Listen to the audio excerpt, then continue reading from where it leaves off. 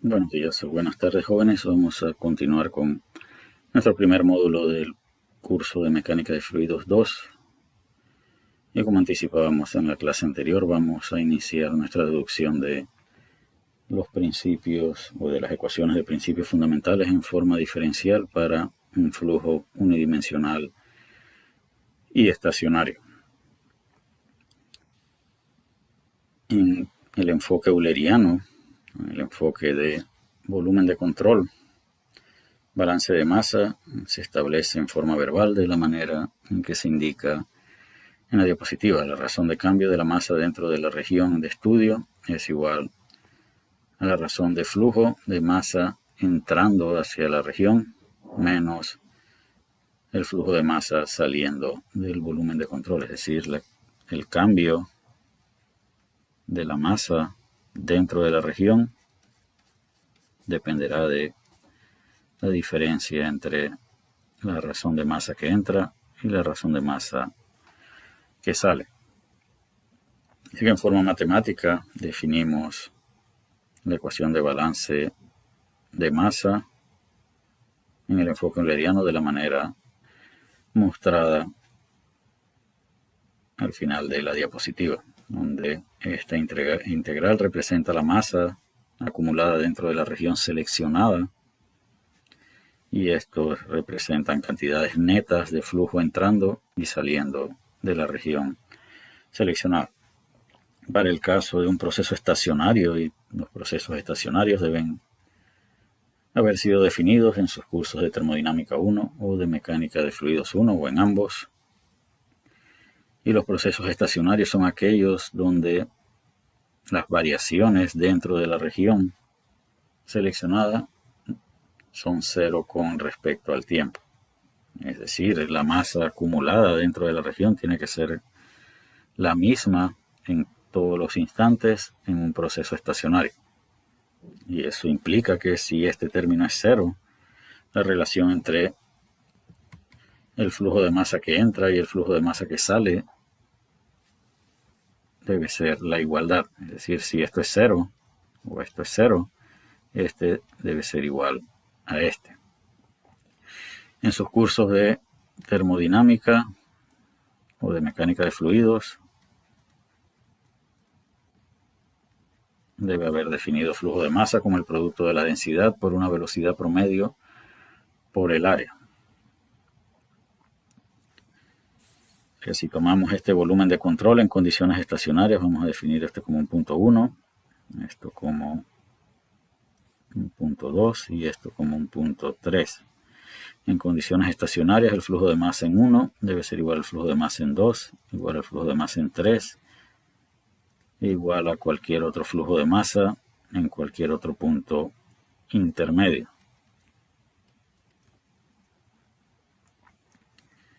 ¿Eso qué significa? Que a lo largo del recorrido del flujo, el flujo de masa debe ser constante. Eso quiere decir que la derivada del flujo de masa a lo largo del recorrido del flujo debe ser igual a cero. La derivada de las constantes son iguales a cero.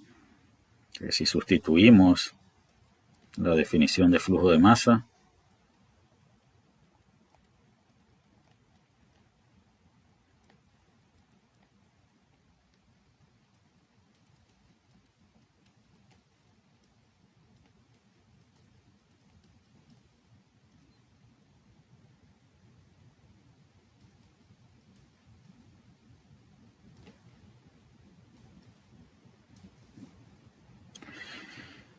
esto es lo que obtendríamos al expandir en derivadas el término dentro del paréntesis. Vamos a copiarlo acá.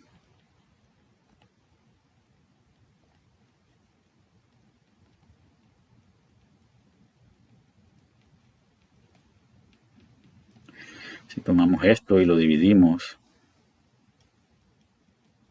entre ρ por v por a, esto sigue siendo cero. Lo que vamos a obtener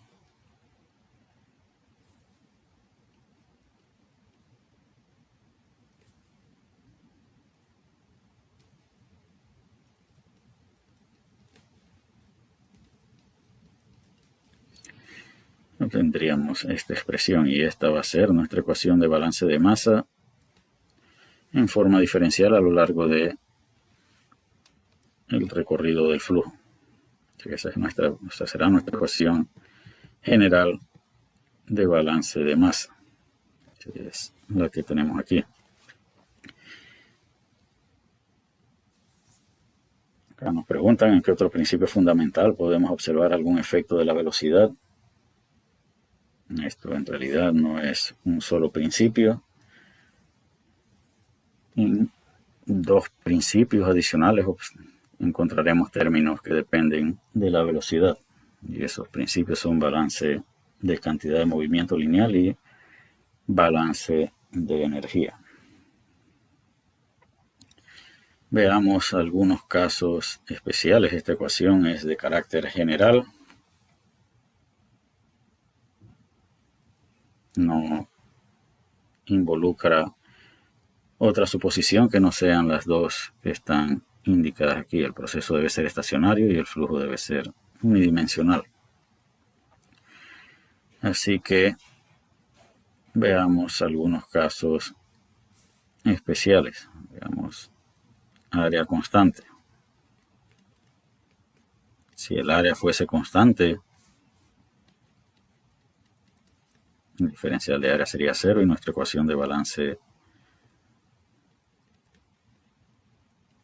se reduciría a esta expresión. Y la agregamos, la expresamos de esta manera, dejando la densidad de un lado y la velocidad del otro para indicar cómo variaría la velocidad. Si tenemos un fluido cuya densidad aumenta, ¿qué le debe ocurrir a la velocidad? Balance de masa exigiría que la velocidad disminuya. Si por el contrario tenemos un flujo donde la densidad disminuye, este lado izquierdo sería negativo, por lo tanto este diferencial sería positivo.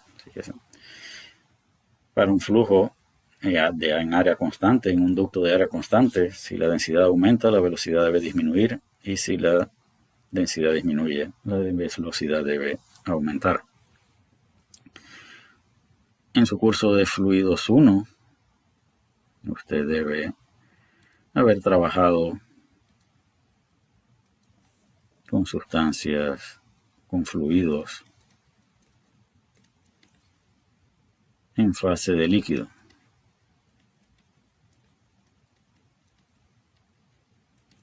Y decíamos en la clase anterior que los líquidos se ajustan bastante bien a la suposición de incompresible. Y por incompresible entendemos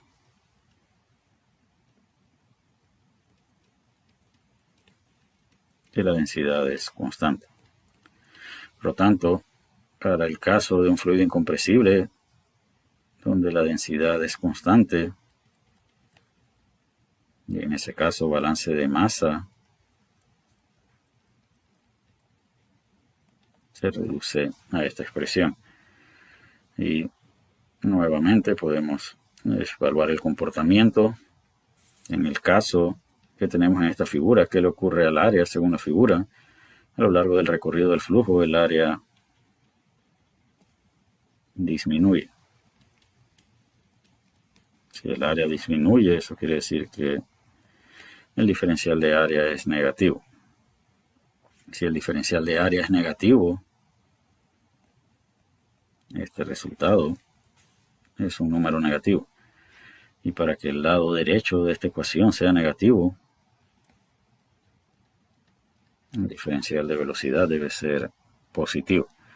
Y esto no es nada nuevo para el estudiante de Mecánica de Fluidos 2, donde en el curso de Fluidos 1 aprendió que al reducir el área se incrementa la velocidad de una sustancia o de un fluido incompresible. Si por el contrario el área aumentara, entonces este resultado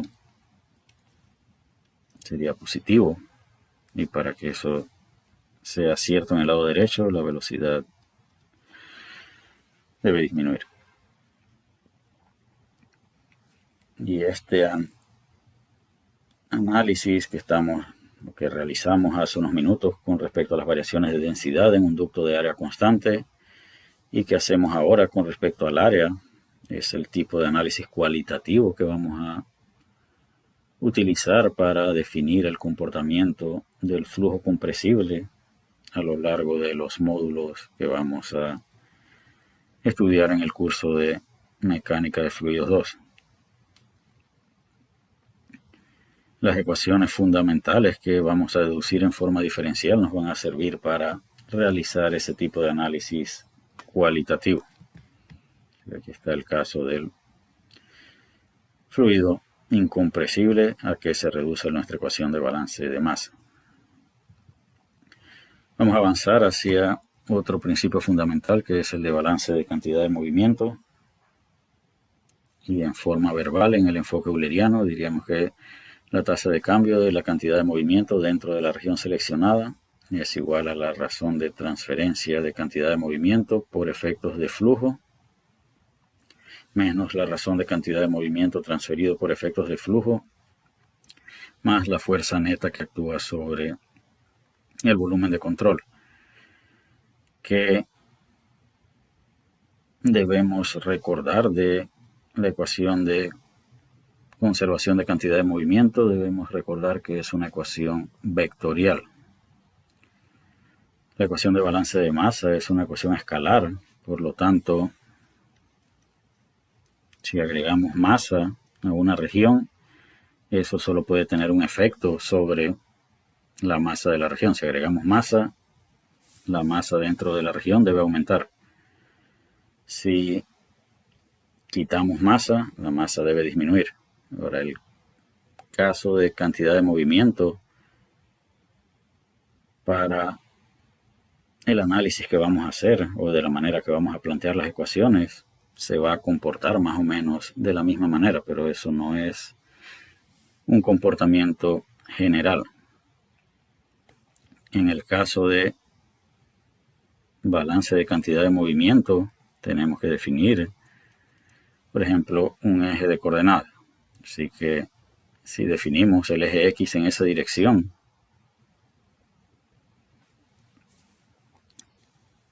un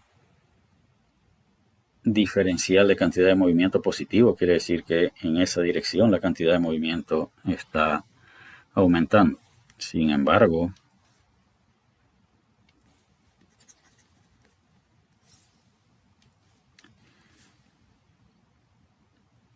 si agregáramos, si el flujo de masa fuera en esta dirección, ese flujo de masa va a transferir cantidad de movimiento en la dirección X negativa. Así que desde el punto de vista de la cantidad de movimiento, esa masa que entra al volumen de control tiene un efecto negativo sobre la cantidad de movimiento de la región seleccionada. Por el contrario, este flujo de masa que hemos indicado acá sale de la región seleccionada. Este flujo de masa va a empujar en esta dirección. Así que para la forma en que está definido el eje y las interacciones de flujos con respecto a la región, la entrada disminuye la cantidad de movimiento en esta región y la salida aumenta la cantidad de movimiento en esa dirección.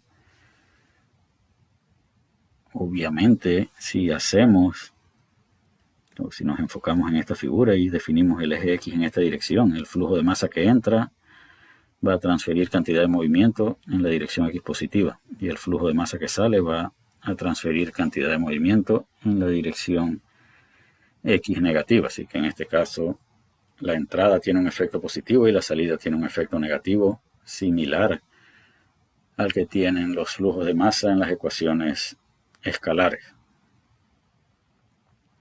Así que repito, de la manera que vamos a definir las ecuaciones de conservación, el efecto de los flujos es similar al de una ecuación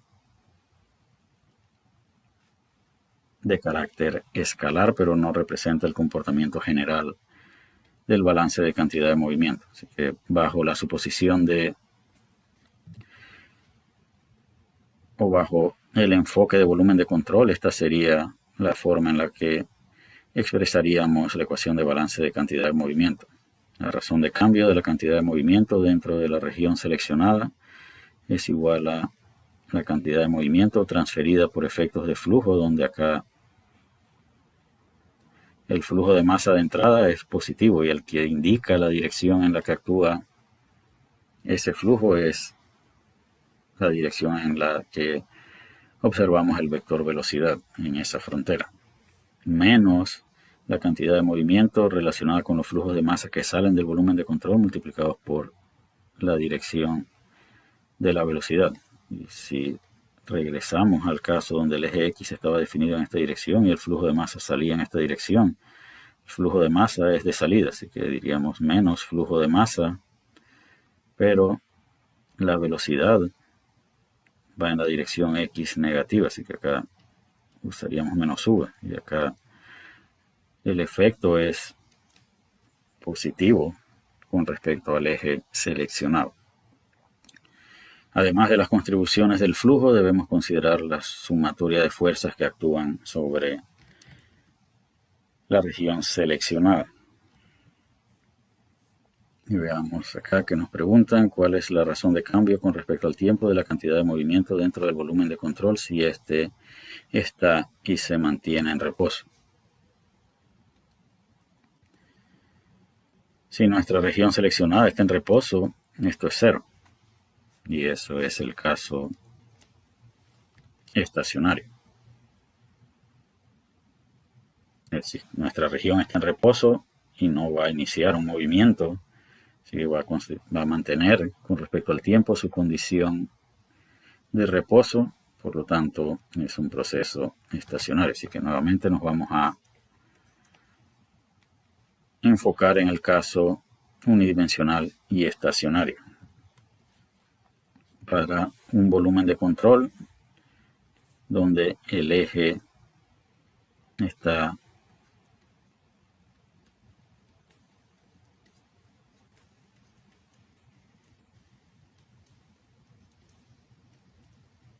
definido en la misma dirección en que van los flujos, la ecuación de balance de cantidad de movimiento se reduciría al flujo o cantidad de movimiento por efectos de flujo. A esto también se le conoce como inercia de flujo. Cantidad de movimiento de entrada menos cantidad de movimiento de flujo de salida más la sumatoria de fuerzas es igual a cero. Tal y como se indica en este recuadro, tenemos que considerar dos tipos de fuerza: fuerzas de cuerpo y fuerzas de superficie. Y en su curso de mecánica de fluidos 1 deben haberle indicado la diferencia entre las fuerzas de cuerpo y las fuerzas de superficie. Para aplicar el análisis integral o el análisis de volumen de control tenemos que definir una región por medio de fronteras. Cuando hablamos de fuerzas de cuerpo nos referimos a fuerzas que actúan dentro de las fronteras seleccionadas, sobre toda la región. Y cuando hablamos de fuerzas de superficie son aquellas fuerzas que actúan sobre la superficie de la región seleccionada.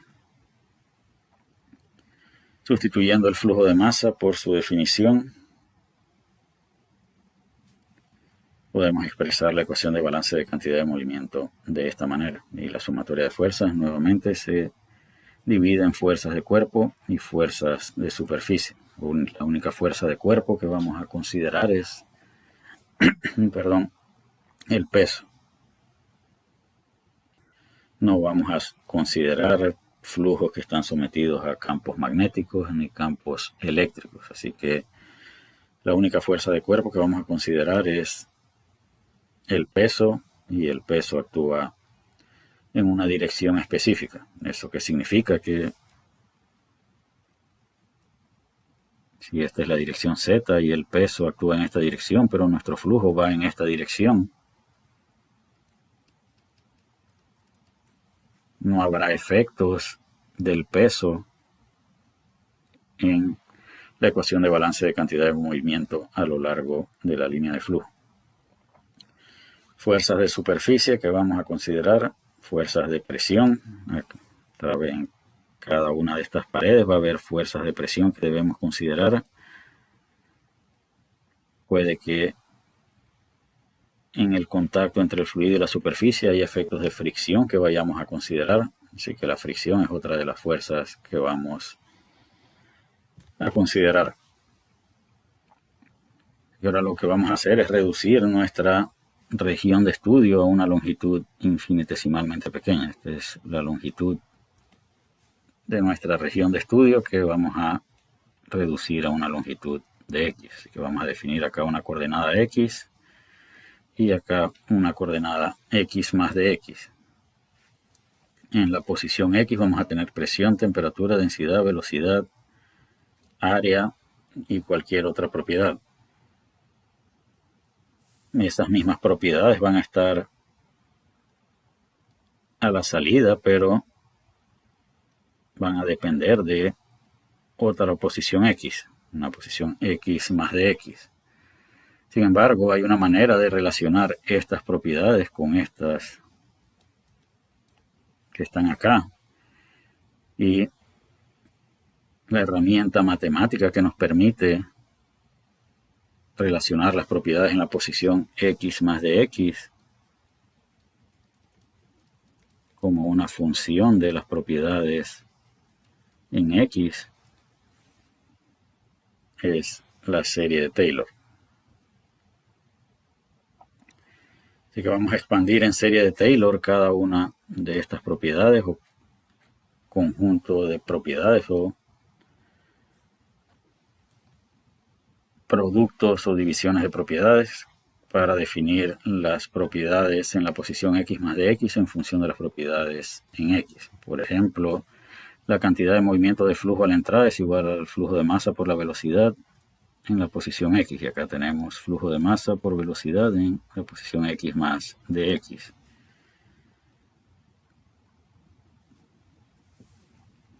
Si queremos expresar esta cantidad de movimiento, acá ya está sustituido el flujo de masa o la definición de flujo de masa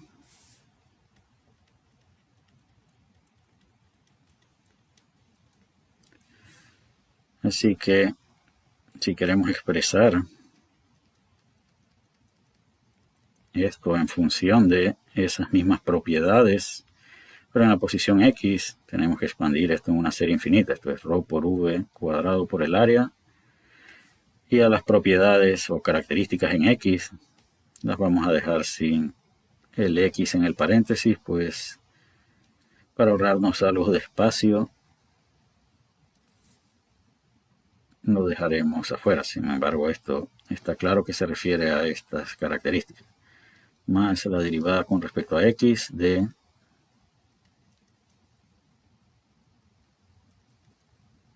multiplicado por la distancia entre los puntos, y la distancia entre los puntos es de x, más un medio de la segunda derivada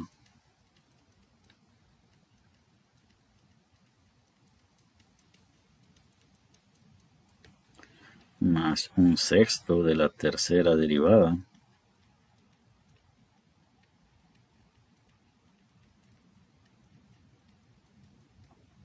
más una sumatoria desde que n es 4 hasta infinito de 1 entre n factorial por la derivada n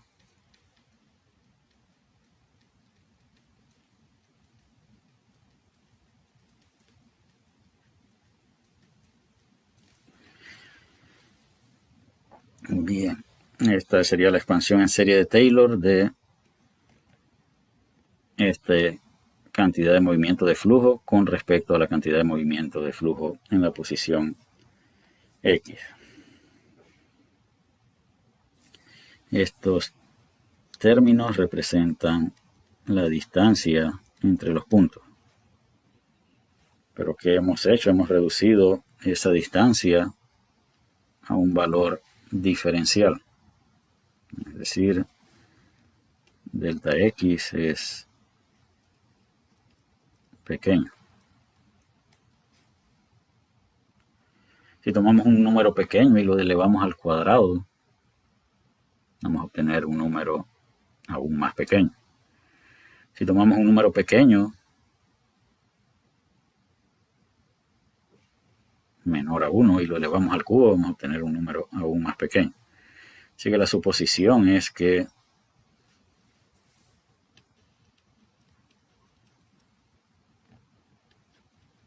si tenemos un diferencial elevado a una potencia n, donde n es mayor a 1,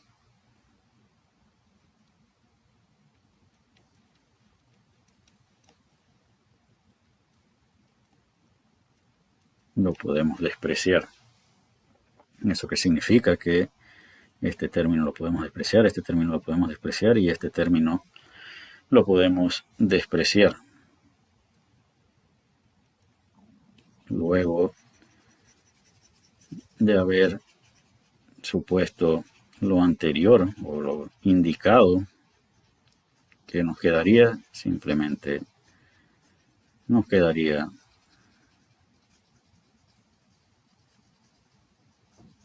esta expresión para expresar, valga la redundancia, o esta expresión para aproximar la cantidad de movimiento de flujo a la salida.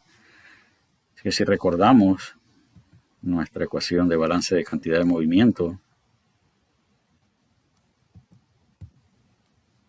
flujo de masa por velocidad a la entrada menos flujo de masa por velocidad a la salida más la sumatoria de fuerzas debe ser igual a 0. Así que este término, ahora rho v cuadrado por a, representa la entrada menos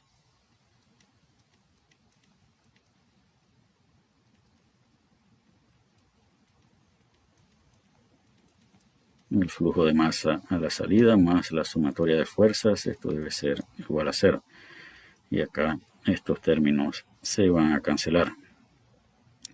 Así que nos quedaría que menos la derivada de rho por v cuadrado por el área más la sumatoria de fuerzas es igual a 0. Y esto constituye el efecto del flujo en la cantidad de movimiento de la región seleccionada. Esto obviamente puede ser expandido en diferentes términos, tal y como lo hicimos en balance de masa.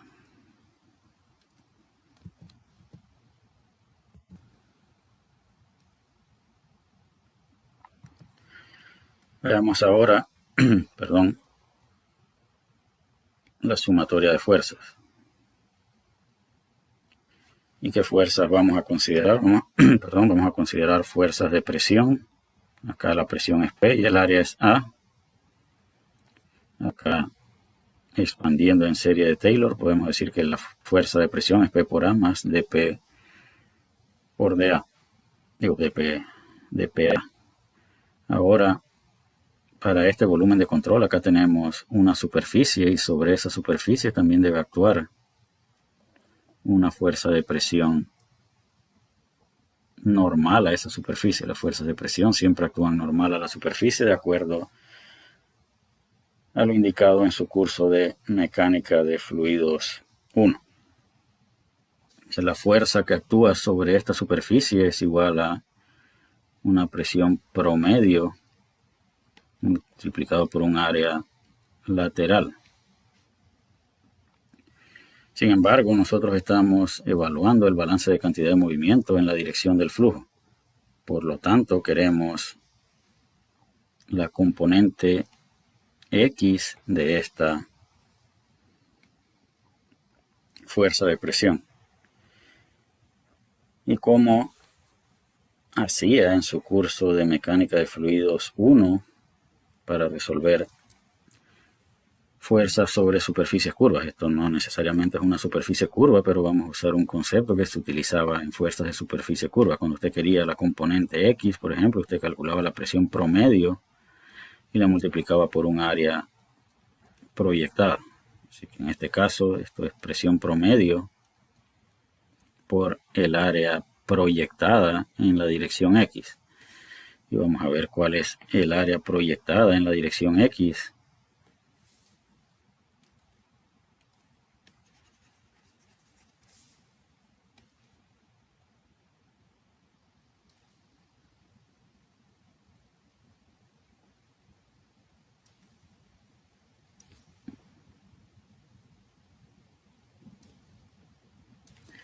Esto y esto constituyen el área proyectada perpendicular a X.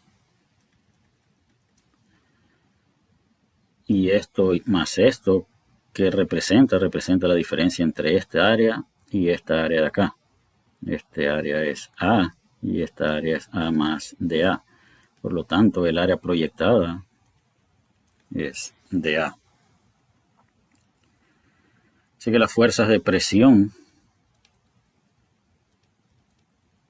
actuando en la dirección X positiva tenemos P por A más la presión promedio por DA menos PA menos el diferencial de P por A. De estos dos se van a cancelar, así que la fuerza de presión neta es igual a la presión promedio por el diferencial de área menos A por dP menos P por dA. ¿Qué nos falta? Nos falta definir una presión promedio. Y la presión promedio la vamos a definir como la presión evaluada en una posición X más de X medio, es decir, una presión justo a la mitad en el recorrido entre X y X más de X. Así que expandiendo en serie de Taylor, la presión promedio es igual a P más dP entre 2. Sustituyendo, obtendríamos que la fuerza de presión es igual a P más dP medios por dA menos AdP menos P por dA. Y esto lo podemos expandir como P por dA más dP por dA entre 2 menos A por dP menos P por dA. Y estos términos se van a cancelar.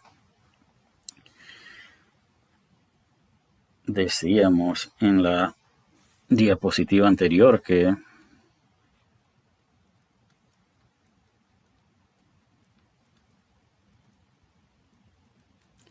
cuando teníamos dx elevado a la n y n era mayor a 1, íbamos a despreciar ese término, es decir,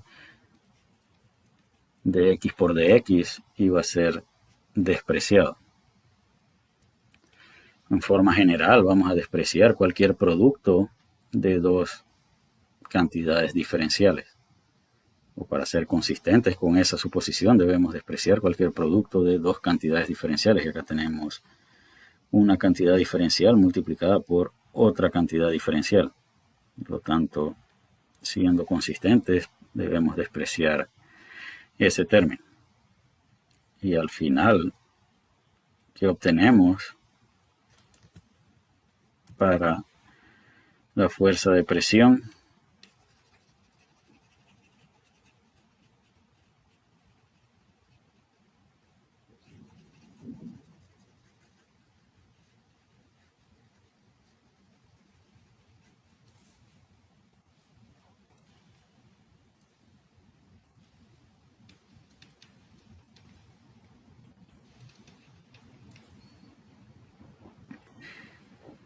Y la fuerza de fricción la vamos a expresar como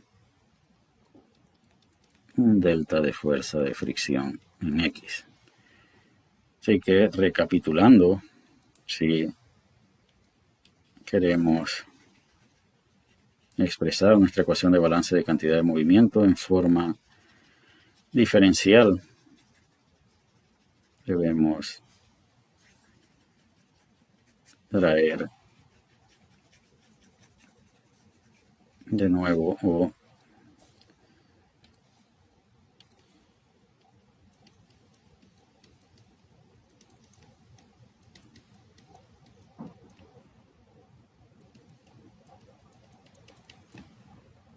Así que por lo pronto tenemos que menos la derivada de rho v cuadrado por el área menos el área por dp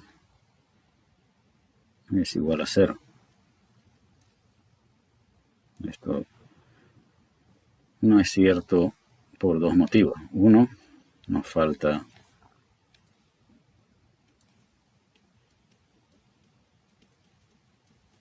la fuerza de fricción, que también es una fuerza de superficie. Pues, ¿será esto igual a 0? Tampoco es cierto. Que nos falta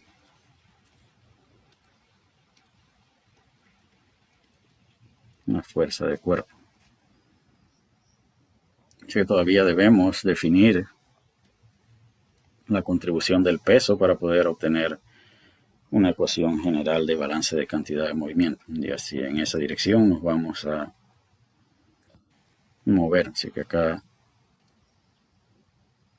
tenemos lo que nos queda para las fuerzas de superficie. Ahora vamos a ver las fuerzas de cuerpo y vamos a suponer que el flujo se mueve en esta dirección y que la aceleración gravitatoria actúa en esta dirección. Así que si el peso actúa en esta dirección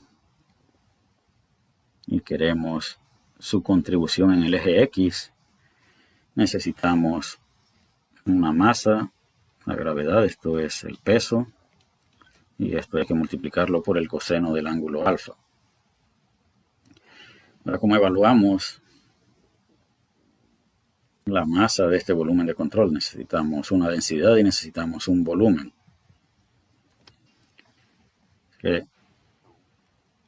La masa es igual a una densidad promedio por un volumen promedio. La densidad promedio podemos definirla de la misma manera que definimos la presión promedio. Y el volumen promedio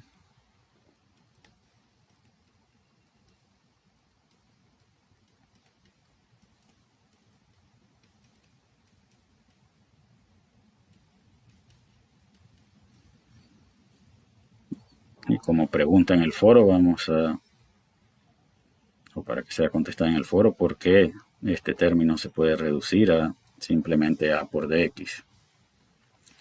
Así que la masa dentro de la región va a ser igual a ρ más d ρ entre 2 multiplicado por A por dx. ¿Qué nos va a quedar aquí? Esto, la masa del volumen de control es aproximadamente igual a ρ por A por dx. Pero eso debemos multiplicarlo por la gravedad y por el coseno del ángulo para obtener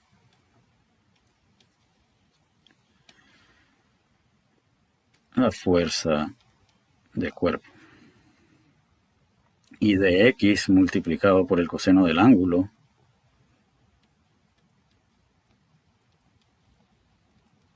es de z. El término que nos hacía falta para la fuerza de cuerpo es simplemente ρ por A por dz, donde dz es el cambio en la elevación.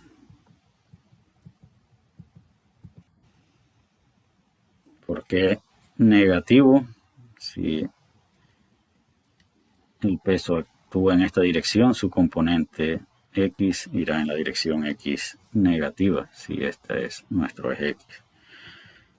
Así que combinando cantidad de movimiento de flujo, cantidad de fuerzas de superficie y fuerzas de cuerpo, vamos a ver qué obtenemos. Esto es el flujo, fuerzas de superficie, fuerzas de cuerpo. Ahora, este término que está dentro del paréntesis lo vamos a expandir de esta manera. Aquí está v por la derivada de ρ por A por v más ρ por A por v por dv menos ADP menos la fuerza de fricción menos la fuerza de cuerpo igual a 0. Sin embargo, ¿a qué debe ser igual este término?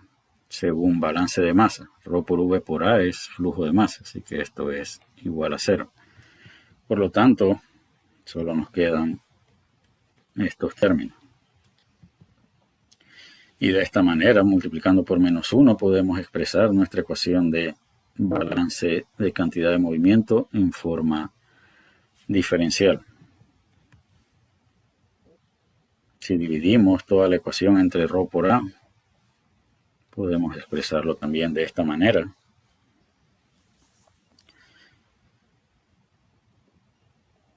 Donde todos los términos tienen unidades de energía específica.